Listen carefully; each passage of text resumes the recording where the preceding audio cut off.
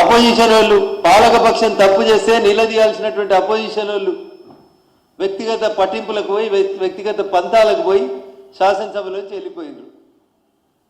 So KCR గారికి పాలమూరు మీద పట్టింపు లేదు, రేవంత్ రెడ్డి గారికి పాలమూరు మీద పట్టింపు లేదు. వీళ్ళ పట్టింపులన్నీ నువ్వెంత అంటే నేనెంత, నీ నోట్లు ఎంత మూసినది వారుతుందంటే నా నోట్లు ఎంత మూసినది వారుతుంది. ఈ కంపు, ఈ కొట్లాటలు, ఈ వ్యక్తిగత దూషణలు తప్ప కృష్ణా జలాల గురించి రాష్ట్ర ప్రభుత్వం రేవంత్ రెడ్డి నువ్వు పాలమూరు బిడ్డవు, నువ్వు ముఖ్యమంత్రి 2 ఏళ్ళు అయింది, పాలమూరుకి కృష్ణా జలాలను ఎందుకు తీసుకపోతలేవు అని కార్నర్ చేయాల్సినటువంటి ప్రతిపక్షంగా బీఆర్ఎస్ 100% విఫలమైంది. కాబట్టి తెలంగాణ సమాజానికి మేధావులకు నేను చేసేటువంటి అప్పీల్, ఒక్కలమున్నా, ఇద్దరమున్నా, ముగ్గురమున్నా, 8 మంది ఉన్నా, 7గురం ఉన్నా, తెలంగాణ సమాజంలో కాంగ్రెస్ పార్టీని నిలదీయగలిగింది కేవలం భారతీయ జనతా పార్టీ. కాబట్టి కాంగ్రెస్ ఎట్లా గెలిచిందో ఏమైందో ఇందాకనే చెప్పిన, కొంతమంది నాయకులు మా నుంచి అడిదిక్కు వలసపోతే కాంగ్రెస్ అధికారంలోకి వచ్చింది. అందుకని ఇలా వలసపోయిన నాయకులు కూడా ఆలోచించుకోవాలి, కాంగ్రెస్లో ఏం జరుగుతుంది, కాంగ్రెస్లో మీకు ఏం గుర్తింపు ఉంది, ఏం గౌరవం ఉంది, మీకు అక్కడ ఏం లాభం జరుగుతుంది, ఒకసారి ఆ వలసపోయిన నాయకులు కూడా ఆలోచించుకోవాలి.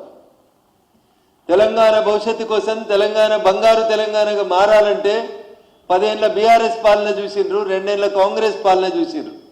భవిష్యత్తులో తెలంగాణ సమాజం కోసం నిలబడేది, తెలంగాణ ప్రజల హక్కుల కోసం కొట్లాడేది కేవలం భారతీయ జనతా పార్టీ మాత్రమే. కాబట్టి ఒక్కసారి తెలంగాణ సమాజాన్ని ఆలోచించమని సవినయంగా అప్పీల్ చేస్తూ, ఎంఐఎం కాంగ్రెస్తో కలిసిపోయినా, టీఆర్ఎస్ కొల్యూడై బాయ్కాట్ చేసిపోయినా ప్రజా గొంతుకుగా నిలిచింది భారతీయ జనతా పార్టీ మాత్రమే.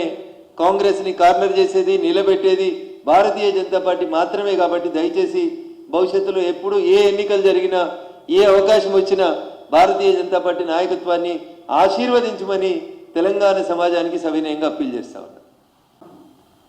పాత కొత్త అనేటువంటి సమస్య ఎక్కడ లేదన్నా, ఇది కేవలం మీడియా మిత్రులు సృష్టించినటువంటి సృష్టి.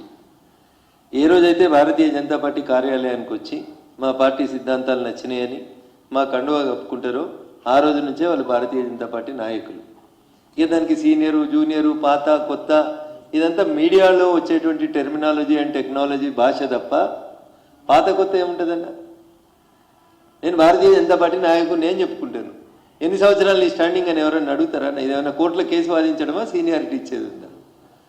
కండువా కప్పుకున్న మరుక్షణం నుంచే మా పార్టీ నాయకులు మా సిద్ధాంతం నచ్చి మా ఆఫీస్కి వచ్చి మా నాయకత్వాన్ని బలపరుస్తూ కండువా కప్పుకున్న మరుక్షణమే అది ఉంటుంది. కాబట్టి నేను మళ్ళీ చెప్తా ఉన్నా, ఏమనంటే మీడియా మీద రఘునందన్ దాడి చేస్తుండంటారు. నేను మళ్ళీ చెప్తా ఉన్నా, మీ మీద స్వతంత్రం ఉంది కాబట్టి మాట్లాడుతూ ఉంటాను, నేను తప్ప ఎవరు మాట్లాడలేరు కాబట్టి మాట్లాడుతున్నా అని మాట్లాడుకుంటాను. కండువా కప్పుకున్న మరుక్షణం నుంచి మా పార్టీ, మా కుటుంబంలో ఏమైనా సమస్యలు ఉంటే తప్పకుండా పరిష్కరించుకుంటాం. భారతీయ జనతా పార్టీ అందరినీ, సిద్ధాంతాన్ని ఇష్టపడి పనిచేసేటువంటి వాళ్ళందరినీ స్వాగతిస్తుంది. తిరిగి రమ్మని అడుగుతా ఉన్నాం. పార్టీ ముందుకు పోతుంది, పార్టీ భవిష్యత్తులో అధికారంలోకి వస్తుంది. కాంగ్రెస్ పార్టీ మీద ప్రజలకు విశ్వాసం పోయింది అనేది నేను భావిస్తున్నటువంటి అంశం. ఇక భారం అయిపోయింది తెలంగాణ ప్రజలకి, వాళ్ళ సొంత కుటుంబ సభ్యులకు కూడా భారం అయిపోయింది అది. కాబట్టి ఇక దాని గురించి ఇంట్లోలకే ఇష్టం లేనప్పుడు బయట వాళ్ళ గురించి మాట్లాడే ఉంటుంది. ప్రజలకు భారమైంది కాబట్టి ఇల్లు ఇచ్చుకపోయింది, మనిషికో దారిలో పోతున్నారు.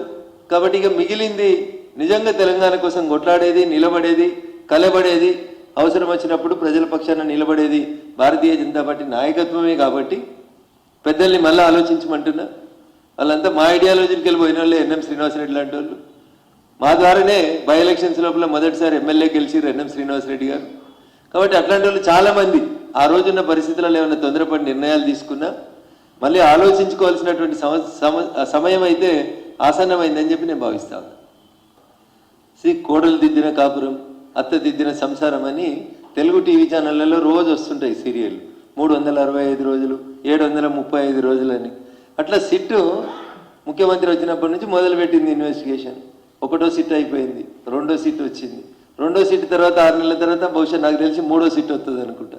ఈ 3వ సిట్ అయిపోయినాక ఇంకో సంవత్సరం తర్వాత 4వ సిట్ వస్తుంది. అప్పుడు ఈ వచ్చిన సీట్లన్నీ కాంగ్రెస్ వాళ్ళు ఏం చేసిరని విచారణ చేయాల్సిన పరిస్థితి వస్తుంది తప్ప గత 10 ఏళ్లలో టీఆర్ఎస్ ఏం చేసిందో వీళ్ళు కొండందవి ఎలుకను కూడా పట్టేటట్టు కనబడతలేరు ఈ సీట్ వాళ్ళు. అందుకని రోజు నోటీసులు ఇచ్చి, టీవీలకు బ్రేకింగ్ న్యూస్లు ఇచ్చి 3 గంటలు ప్రశ్నించారు, 8 గంటలు ప్రశ్నించారు, 12 గంటలు ప్రశ్నించారు. ఏం ప్రశ్నిస్తురన్నా? ఏం చేస్తురన్నా 3 గంటలు? ఏం కావాలి మీకు? టెక్నికల్ ఎవిడెన్స్ లేకుండా మీరు ఎన్ని గంటలు ప్రశ్నిస్తారు? ఎవరి ఫోన్ నెంబర్కి వెళ్ళి ఎవరి ఫోన్ నెంబర్కి పోయింది కాల్ మీ దగ్గర ఉంది. ఎవరు ఫోన్లు ట్యాప్ చేసిరని ఎయిర్టెల్ వాళ్ళకి, జియో వాళ్ళకి, టాటా వాళ్ళకి అందరికీ నోటీసులు ఇస్తే బిఎస్ఎన్ఎల్ వాళ్ళకి వాళ్ళే ఇస్తారు కదా. ఇగో మాకు ఈ నెంబర్లు ట్యాప్ చేయమని ఇచ్చిండ్రు, ఈ నెంబర్లు ఎవరైనా ఇస్తే టెక్నికల్ ఎవిడెన్స్ అయిపోతుంది కదా. ఆయా కంపెనీల సీఈఓలను పిలిచి వాళ్ళకు వచ్చిన లెటర్లని, మెయిల్లని తీసుకుంటే that will become a technical evidence. ఓ రోజు రఘునందన్ రావుని పిలిచిరు, ఓ రోజు నవీన్ రావుని పిలిచిరు, ఓ రోజు కొండలరెడ్డిని పిలిచిరు, ఓ రోజు రేవంత్ రెడ్డి అన్నని పిలిచిరు, ఓ రోజు రేవంత్ రెడ్డి డ్రైవర్ని పిలిచిరు. ఏందన్నా ఇదంతా? పిసిసి ప్రెసిడెంట్గా రేవంత్ రెడ్డి గారు చెప్పలేదా నా ఫోన్లు ట్యాప్ అయినాయని? అదే రేవంత్ రెడ్డి ముఖ్యమంత్రి అయిన తర్వాత మొన్న మధ్యలో మీడియా మిత్రులు అడిగితే చెప్తాడు, నా ఫోన్ ట్యాప్ అయితే నన్ను కూడా వెళ్తురు కదా అంటాడు. అంటే ప్రతిపక్ష నాయకుడిగా ఏం మాట్లాడిండ్రు మీరు? ముఖ్యమంత్రి అయిన తర్వాత ఏం మాట్లాడుతున్నారు? ఇలా కొండలరెడ్డి గారికి సిట్ నోటీసులు, రేపు హాజరు కావాలి. ఎల్లుండి కొండలరెడ్డి గారి డ్రైవర్ను ప్రశ్నించారు, అవతల ఎల్లుండి రేవంత్ రెడ్డి గారు గన్మెన్ను ప్రశ్నించారు. ఎన్ని రోజులన్నా ఈ ప్రశ్నించుడు? ఫలితం ఎప్పుడు వస్తే చెప్పుండ్రి.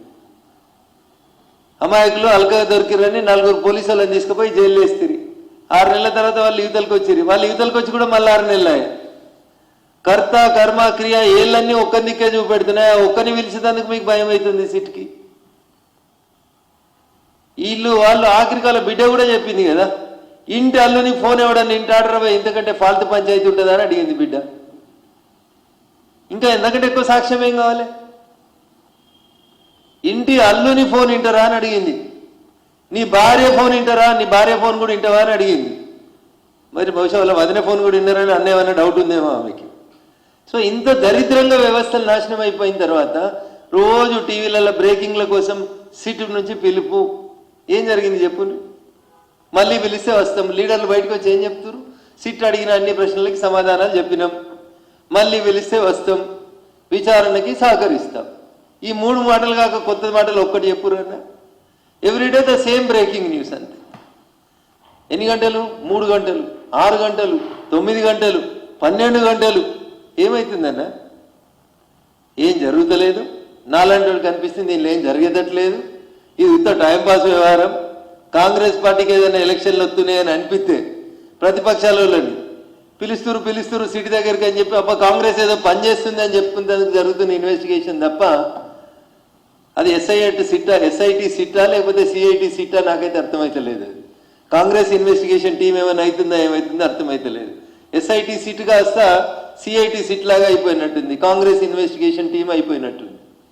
వాళ్ళు ఏం ఉద్ధరించేటట్టు కనబడతలేరు, ఏం ప్రజలకైతే న్యాయం జరుగుతున్నట్టయితే కనబడతలేదు. బ్లేటెంట్గా 650 నెంబర్లు నక్సలైట్ల పేరు మీద ప్రజాప్రతినిధుల పేర్లు ఫోన్లు ట్యాప్ అయినాయని సర్వీస్ ప్రొవైడర్ నుంచి మీకు ఉత్తరం వచ్చింది. ఇంతకంటే ఎక్కువ ఏం కావాలి? అంతమంది పోలీస్ అధికారులు